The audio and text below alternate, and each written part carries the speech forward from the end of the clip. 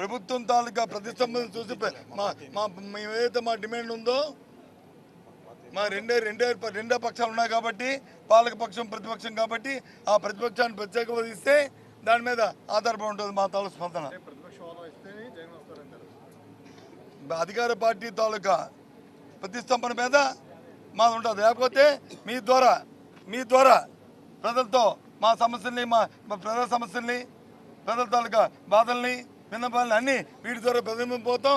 ఇంకా అవసరం ఉంటే క్షేత్రస్థాయిలో పోతాం, పోరాటాలు చేస్తాం, ప్రభుత్వాన్ని చొక్కా పుచ్చుకొని దాని వీధిలో నిలబెడతాం.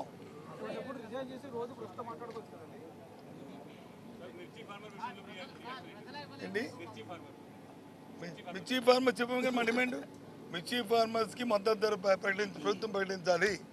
ఆ మద్దతు ధరకి ప్రభుత్వమే కొనుగోలు చేయాలి. మార్కెట్ ఇంటర్వెన్షన్ జరగాలి. కేంద్రం ఎప్పుడో ఇస్తుందని ఎదురు చూడడం కాదు. అంతవరకు రైతులు వచ్చి ఉండలేరు. రైతులు ఆత్మహత్యలు చేసుకుంటున్నారు, ఇబ్బందులు పడుతున్నారు. దయచేసి ప్రభుత్వం ఆలోచన చేయాలి అనేది మా డిమాండ్. ఓకే,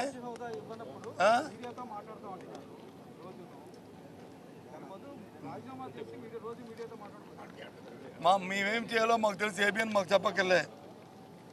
మాకు ఏం చేయాలో మాకు తెలుసు. మాకు ప్రజల తరపున ఏ విధంగా మా గొంతు వినిపించాలో మాకు తెలుసు. ప్రజల తరపున ఏ విధంగా మాట్లాడాలో మాకు తెలుసు. Okay, thank you.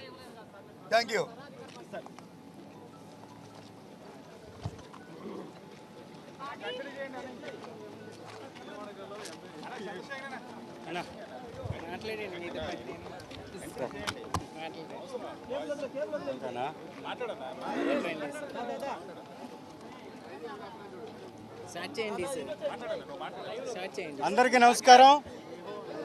ఈరోజు రాష్ట్రంలో అనేక సమస్యలు తాండవిస్తున్నటువంటి పరిస్థితి కనపడుతుంది. ఈ రాష్ట్రంలో పరిపాలనని గాలికి వదిలేసినటువంటి ప్రభుత్వం ప్రతిపక్ష హోదాని ఏ విధంగా ఎగ్గొట్టాలనేటటువంటి ప్రయత్నం తప్ప ప్రజల పక్షాన గొంతు వినిపించేటటువంటి ప్రతిపక్షాన్ని గుర్తించింది కారణం